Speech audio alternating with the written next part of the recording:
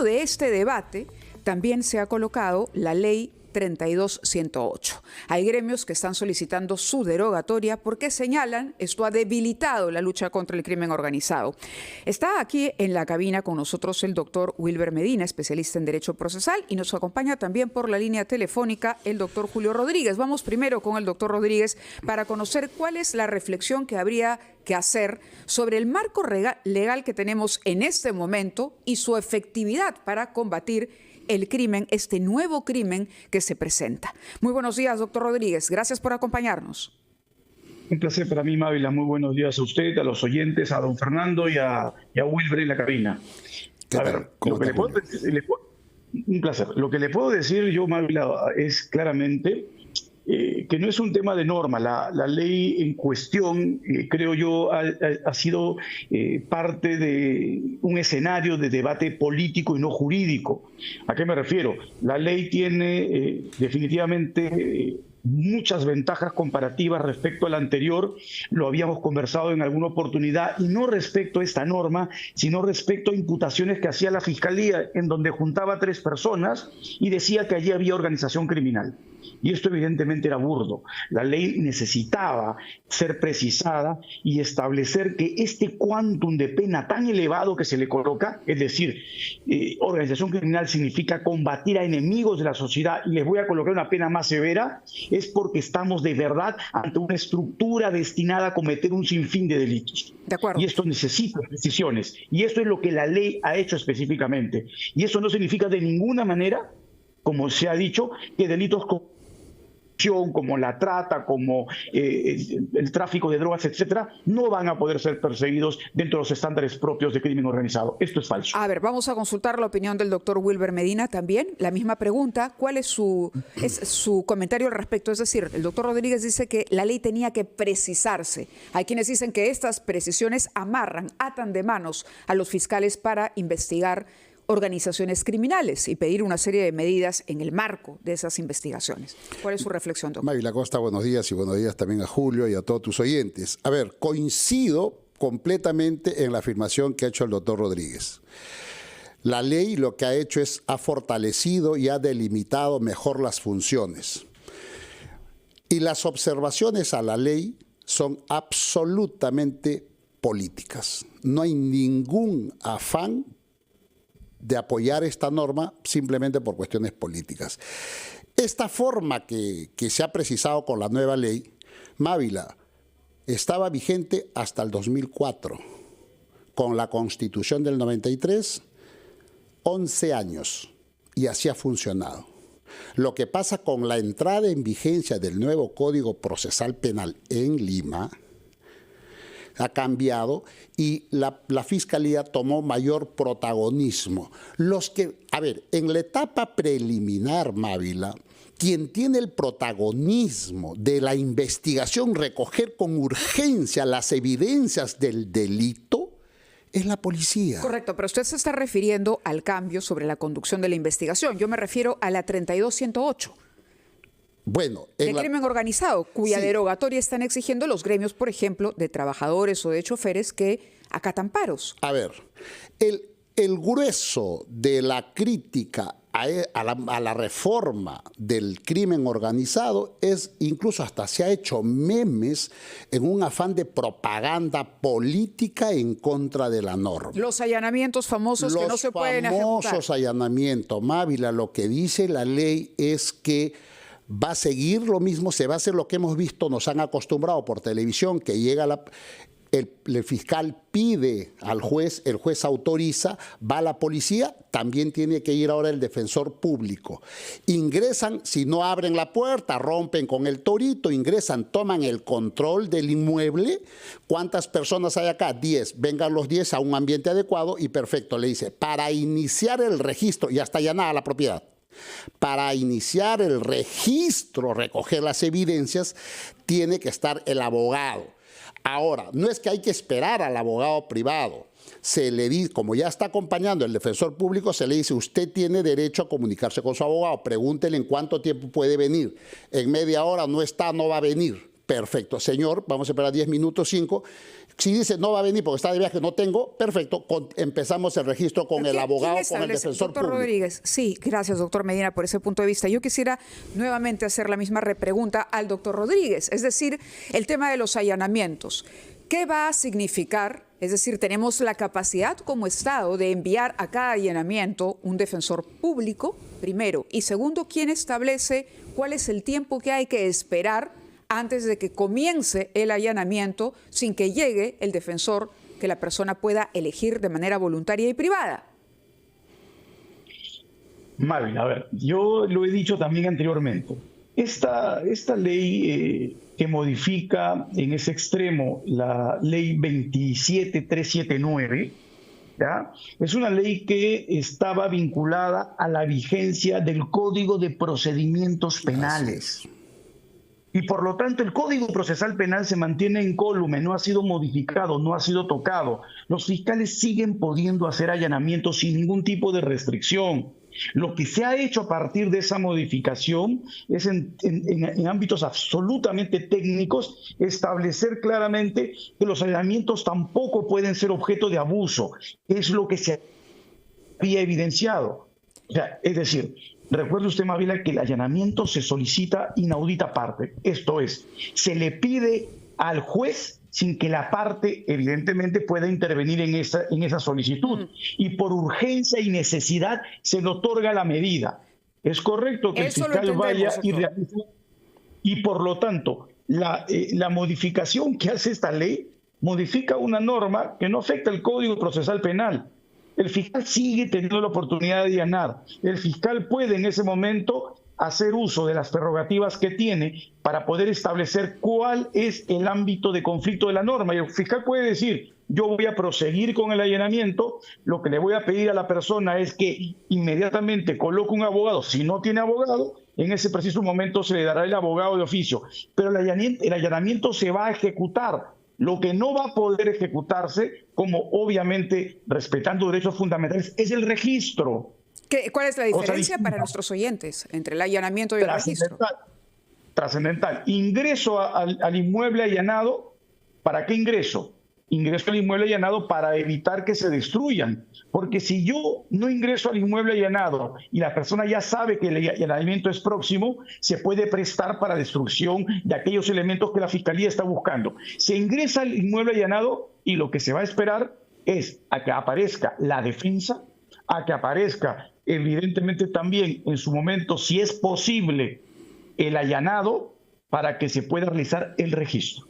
Si no está presente el allanado, evidentemente se tiene que realizar el registro con presencia de alguien que dé protección a los derechos del allanado. Si no está su abogado, el de oficio. Pero se ingresó y de esta manera, al ingresarse, se evita la destrucción. Correcto. Entonces, no se puede allanar una vivienda o inmueble donde no haya nadie. No, sí. No. ¿Sí? Sí, se puede allanar. Lo que no se puede hacer es el registro. Claro. Correcto, pero ¿de qué sirve un allanamiento si no se puede registrar? Lo que dice la ley es...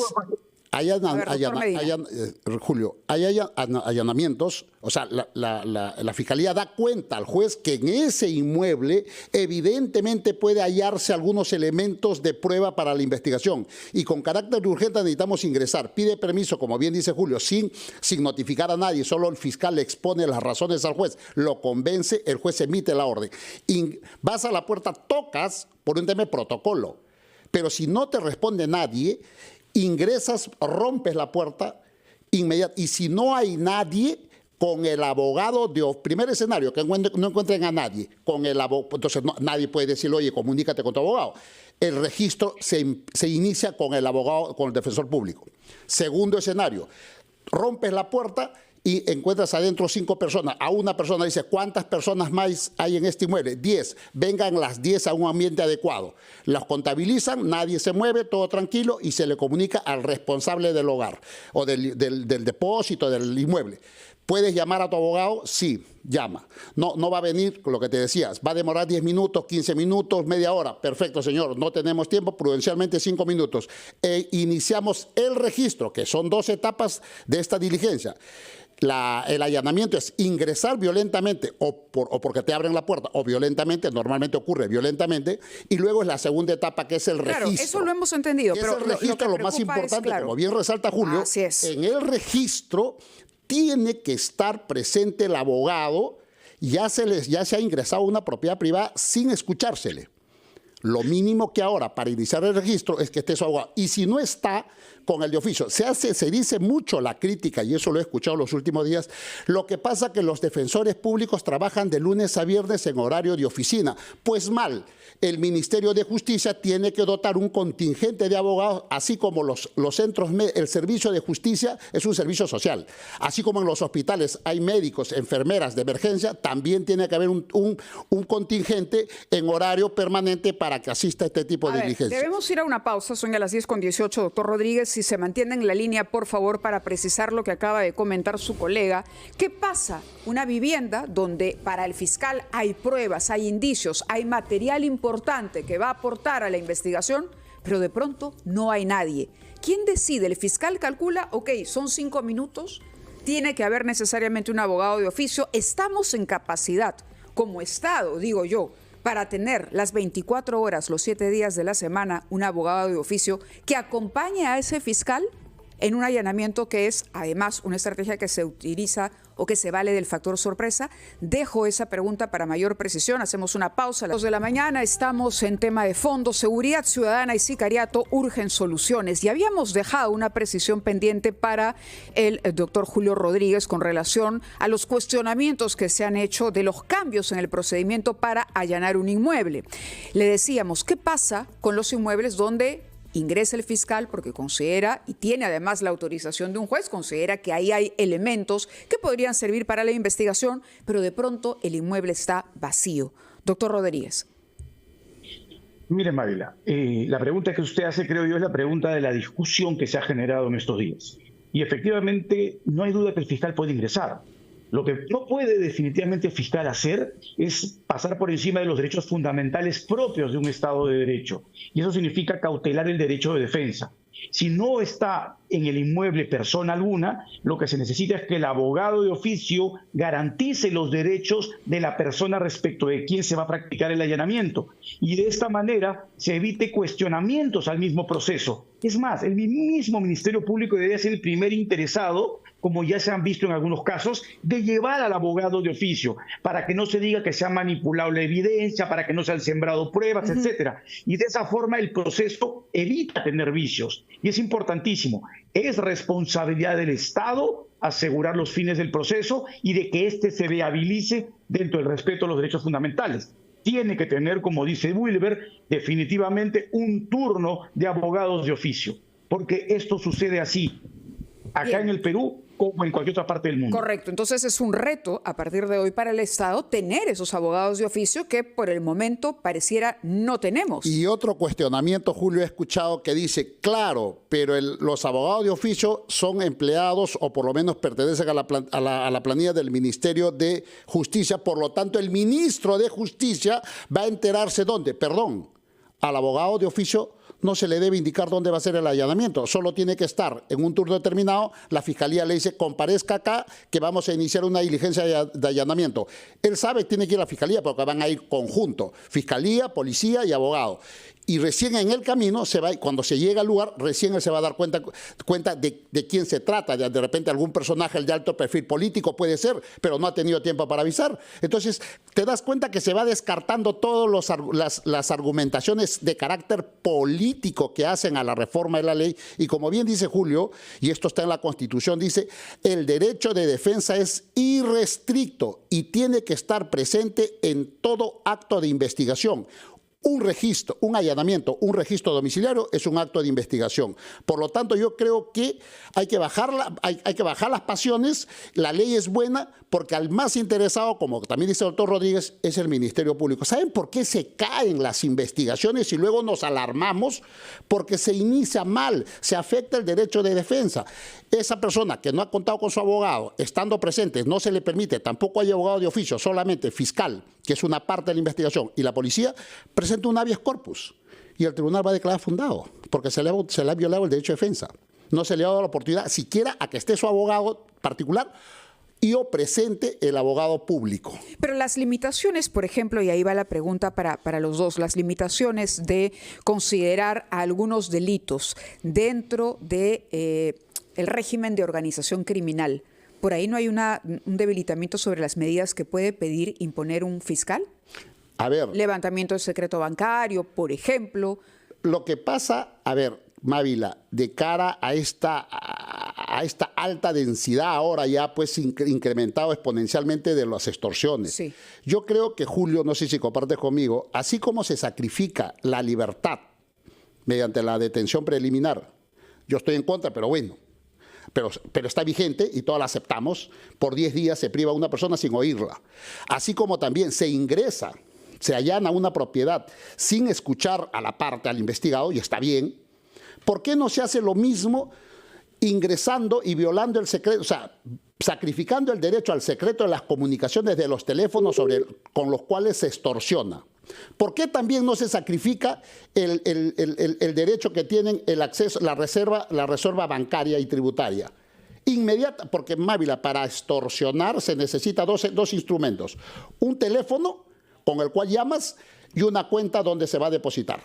Entonces, pero para que eso ocurra en una investigación normal tiene que pasar tiempo para levantar, tiene que ir al juez, el juez motivar y recién se hace ese levantamiento. ¿Por qué no se hace un cambio legislativo de una vez y que se crea un equipo así como EFICOP, ¿no? Equipos especializados donde va a haber un abogado, un fiscal y la policía y un agente, un representante, un oficial de cumplimiento, podríamos llamar, de la superintendencia de banca. Están presentes. En esa central que han creado, este equipo presente. Me extorsionan a mí, te extorsionan a ti, a Julio. Inmediatamente llamamos y decimos, señor, de este teléfono me han extorsionado y me han dicho que deposita esta cuenta. Ese equipo, sin mandato judicial, por 10 días, por 60 días, interviene y levanta el secreto de ese número y de esa cuenta la inmoviliza e inmediatamente pide el registro a la al banco del respectivo, donde se ha retirado dinero en todos los cajeros. Doctor Medina, nos queda clara la propuesta. Yo tengo que, el tiempo nos gana, tengo que despedirlos a ambos, pero quería saber si el doctor Rodríguez tiene unos segundos simplemente para cerrar su participación y luego ir a un despacho que continúa en el programa. Doctor Rodríguez. Gracias, Mávila. Sí, efectivamente. Yo sí quisiera dejar en claro un tema que es trascendental. Todo mecanismo que busca solucionar problemas de criminalidad tiene que ser multidisciplinario, tiene que ser evidentemente de transversalidad absoluta. La norma no me va a cambiar la realidad, esto está demostrado científicamente. Si yo no apuesto por políticas preventivas, por políticas disuasivas, por políticas punitivas, si es que no integro todo ello, definitivamente mi lucha contra este tipo de criminalidad va a fracasar. Si yo simplemente descanso todas mis baterías en decir que la norma me va a cambiar la situación, voy a fracasar necesariamente. Y eso es importante que se tome en consideración. De acuerdo. Les agradezco a ambos, doctor Medina, doctor Rodríguez, por su participación en este programa especial de tema de fondo.